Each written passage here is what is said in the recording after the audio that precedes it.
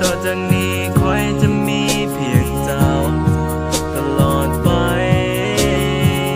ขอโทษที่เคยเห็นให้เจ้านั้นต้องเสียใจแต่เจ้าก็ให้อภัยกับคอยคนนี้เสมอเจ้าบ่ต้องย้านว่าคอยจะมีคนใหม่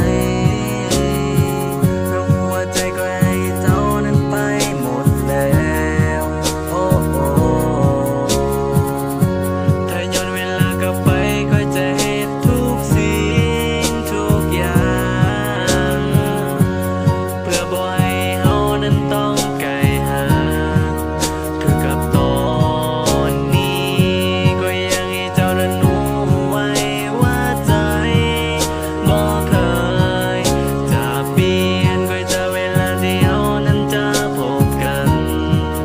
อีกครั้ง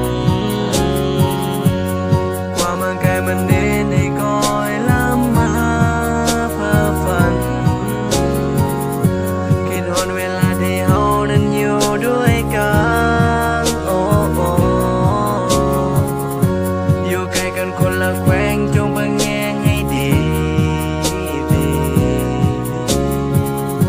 ความรักที่เจ้าให้ไปก็จะเก็บมันไว้